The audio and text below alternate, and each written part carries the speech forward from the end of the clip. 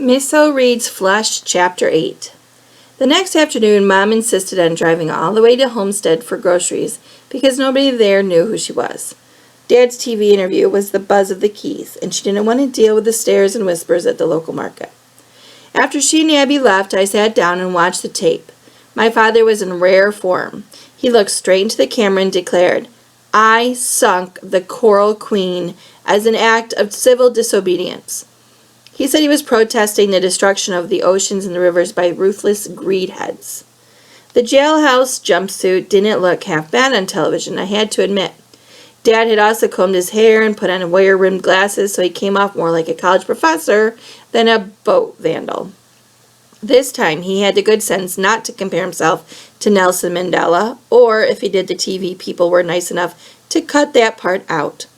My father ended the interview by saying he intended to stay locked behind bars until the law dealt squarely with Dustin Muhlman. Next to show up on camera was a rodent-faced man who identified himself as Dusty's attorney.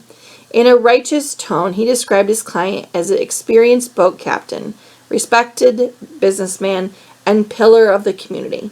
He said that Dusty would never purposely contaminate the waters where his own son played.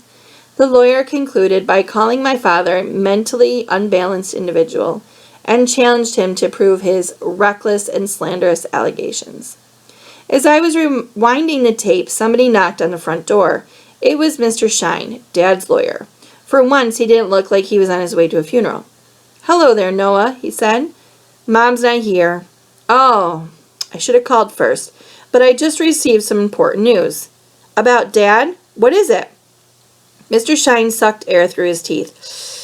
"Sorry, I'm obliged to tell your mother first." "Is it bad news?" I asked. "No, I should think not." "Then please tell me." "Please?" "I wish I could," Mr. Shine said. Thanks a bunch, I thought. Couldn't he even give me a hint? "Did you see him on TV last night?" I asked. Mr. Shine nodded with a sickly expression. "I strongly advised your father against doing that interview.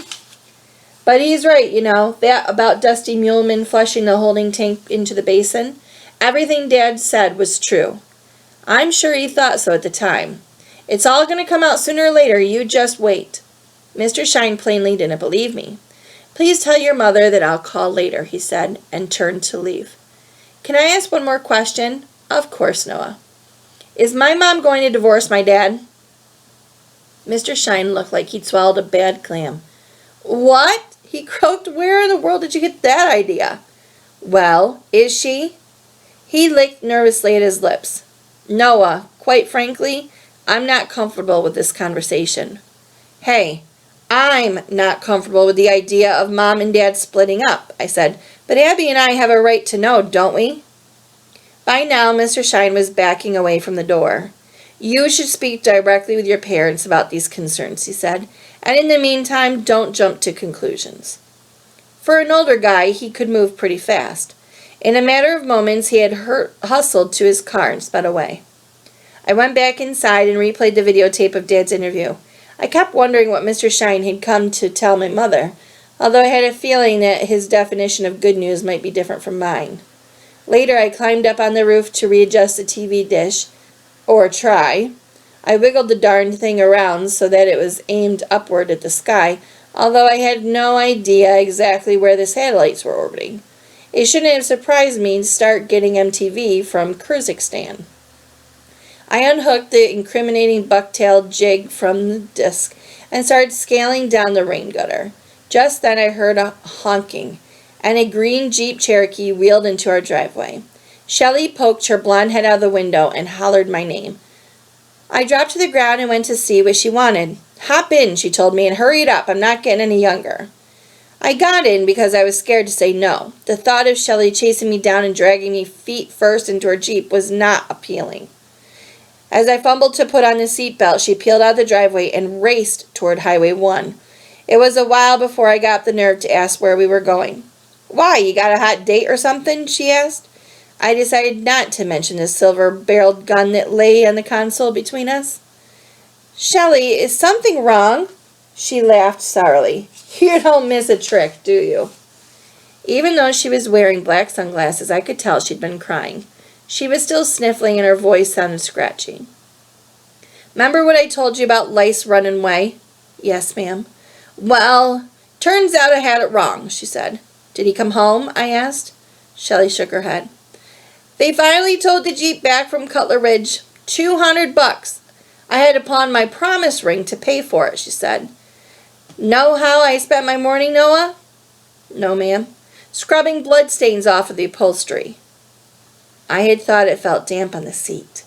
"Blood? You sure?" "See? I missed a spot." Shelley pointed to a dark reddish smudge on the dashboard. "I don't think Lice ran away," she confided. "I think he got snatched. And," here she made a hard left turn, nearly spilling the gun onto my lap, "I think whoever snatched him killed him." "What?" "That's right, Noah." She buried her nose in a tissue. "And I think it's all 'cause your daddy in that gambling boat." I'd never been so close to a woman with a tattoo, or, should I say, a tattoo I could see for myself. Rado claimed that his older sister had gone off to college and gotten a tiny zebra butterfly tattooed on her butt. Tom and I had to take his word for it, since neither of us had ever seen enough of Rado's sister to confirm the story.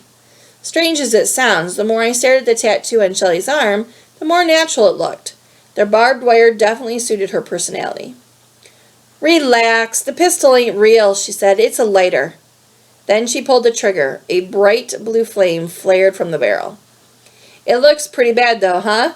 Bad enough to scare anybody who tries to give me trouble," Shelley said.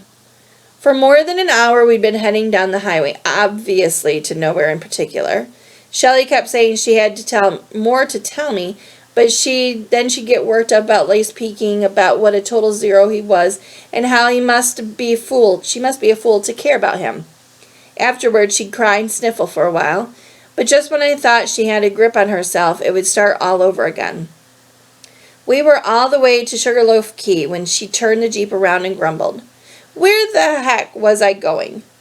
On the way back, she pulled into a parking lot on the marathon end of Old 7 Mile Bridge. The place was full of tourists who were tinkering with their cameras, getting ready to shoot pictures of the sunset. It was too cloudy for a green flash, and besides, I was too distracted to stand there and look for it. "What makes you think Lice is, dead?" "Number one, he hasn't called up begging to come home," Shelley said, "which is totally not like him. Number two, none of his local party pals have heard from him. Not a peep. Number three was that ugly bald gorilla who came to the trailer that night.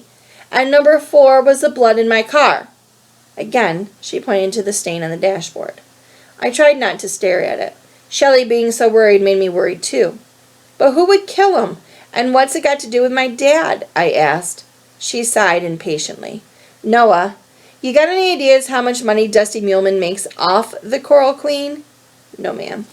"Between 50 and 20 grand just from the casino tables," she said. "Subtract the food for the customers and the pay for the crew, and he's still clearing 10,000 minimum every night." "Dollars?" I couldn't believe it. "Gambling is a mega huge business, kid, because the world is crawling with suckers," Shelley said. "Don't forget that Lice had a big mouth. Suppose he blabbed to somebody that he was going to help your daddy, and suppose Dusty found out. He'd have a cow if he thought that the feds were going to rush in and shut down the Coral Queen. How far do you figure he'd go to stop that from happening? You're a smart boy, Noah. Think about it." I didn't want to think about it. I didn't want to believe that Dusty Muleman had murdered Lice Peking, all because my father had made a deal with Lice to get his testimony. She said, "Don't worry. I'm still going to keep my promise. I'm going to help you clear your daddy's name." "But why?" "Maybe because it's the right thing to do, or maybe because now I got a dog in this fight." "You want to nail Dusty too." "If he hurt my man, you bet I do," Shelley said. "If he harmed one hair on that lazy, worthless, lice-covered head." She was either tougher than I thought or crazier than I thought. "It's way too dangerous," I told her. "Forget about it. Too late." She stuck the gun-shaped cigarette lighter in the waist of her jeans and got out of the Jeep. She was still limping slightly from kicking the toilet bowl, but apparently Her foot wasn't broken.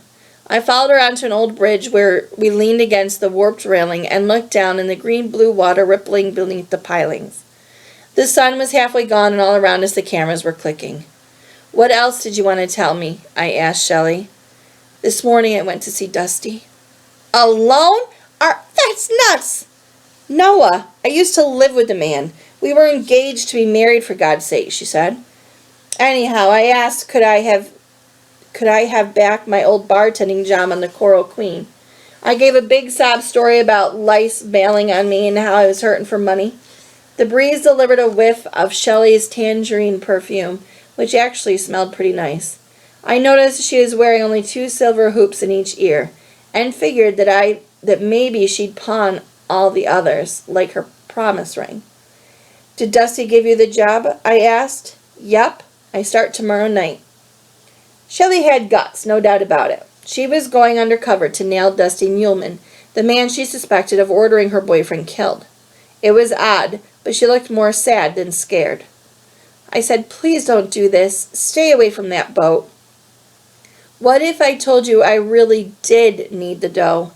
"It's not worth it," I heard myself say. "I don't want something bad happening to you, too." Nothing's going to happen." She sounded like the old Shelley, incredibly calm and sure of herself. "If you're not afraid, how come you're carrying around that fake gun?" I asked. "Good question." She took the lighter out of her jeans and casually tossed off the bridge. "I was going to start smoking again, but you just talked me out of it. Thanks, Noah." She smiled, and then did something totally outrageous. She leaned over and kissed the top of my head, the way Mom used to do when I was small. It was just a quick peck, but I felt my face turn red. "My mama used to say, 'Keep your friends close, girl, but keep your enemies closer,'" said Shelley. "Don't worry about me, Noah. I know how to handle Captain Muleman." A few of the tourists started clapping, which they sometimes do in the Keys at the moment the sun disappears over the horizon. Why, I have no earthly idea. Sunset on the water ought to be a quiet and easy time, but I guess some people can't stand a little silence. "Speaking of mamas," Shelley said, "yours will start freaking out if we don't get you back home pretty soon." That night before bed, I took the rust dust out of my pocket and showed it to Abby. I told her about the bogus sewage tank at the boat dock, about lice suddenly disappearing, the blood stains in the Jeep, about Shelley going back to her old job at the Coral Queen to help us nail Dusty Muleman. Abby kept her usually skeptical self. "You're saying that the same goon who grabbed me at the marina, kidnapped Lice Peking, and stuffed him? No way." "It's a possibility," I said. "In Miami, yeah, but this is the Keys."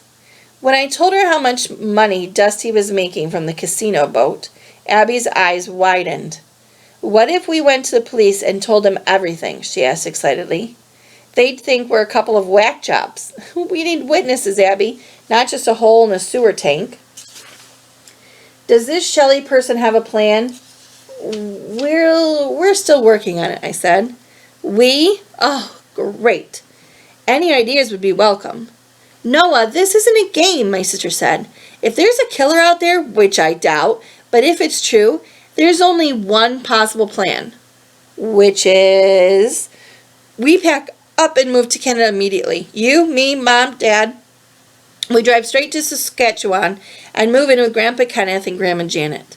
Why are you looking at me like that?" "Good night, Abby." I was so tired that I fell asleep in my clothes. Right away, I started dreaming about fishing, which wasn't unusual for me. In the dream, I was alone in a small wooden boat, hooked up to a humongous tarpon that was dragging me out to sea. The water was getting rougher and the salt spray was whipping at my cheeks and stinging my eyes. Before long, it got dark, and I couldn't see a thing. All I had to do to save myself was let go of the stupid fishing rod. But it was the biggest harpoon I had ever seen, and I wanted desperately to catch it. The fish was pulling so hard that the little boat was plowing and lurching through the waves. Somehow I managed to steady myself in the bow, leaning with all my might against the muscle of the fish. Every so often the line would hiss upward, slacken, and then a tremendous splash could be heard in the distance. I knew it was the sound of my harpoon jumping, trying to shake out of the boat, or out out the hook. Eventually, the black gloom was broken by a bright white burst, and I realized we were passing the White House at Alligator Reef. In the dream, I started thinking about all the monster barracudas and the sharks that lived on the reef, and what a bad thing it would be to tumble overboard there. Next, something terrifying happened. The boat was lifted by an enormous claw-shaped wave and tossed like a toy high in the air. The spinning rod flew from my grip, and I pitched forward, expecting at any moment to crack my skull against the planks of the transom. But instead, I just kept falling, as if tumbling through a high mountain canyon. I tried to wake myself, but I couldn't. Which is the worst feeling when you're in the middle of a bad dream? As I fell, something invisible began rocking me back and forth, lightly at first, but then harder and harder, until I was flopping around like a rag doll. With both arms, I swiped out blindly, groping for something to cling to. What I ended up grabbing was a round, mossy-topped rock, or so I thought, until the rock started squeaking. "Noah," it whispered, "please let go of my face." I opened my eyes. "Dad? Sorry if I scared you." I bolted upright and reached for the lamp. There was my father, kneeling by my bed, wearing the orange jailhouse jumpsuit. He was definitely not part of my dream. "It's good to see you, buddy." "Good to see you, too," I said, "but what are you doing here?" "I escaped," he replied matter-of-factly. "Escaped? From jail?" "I'm afraid they left me no choice." I didn't bother to ask him who he was talking about because it didn't matter. This time he'd gone too far. "Does Mom know you're out?" "Not yet. I wanted to wake you and Abby first." "Sure," I thought, because you wanted protection. Mom wouldn't throw any heavy objects at him if we kids were in the room. "It looks bad, I know," he said, but I can explain." I doubted that seriously. "Here's an idea," I said. "How about you try out your story on me before we go see Mom?" Dad grinned in relief. "I knew I could count on you, Noah."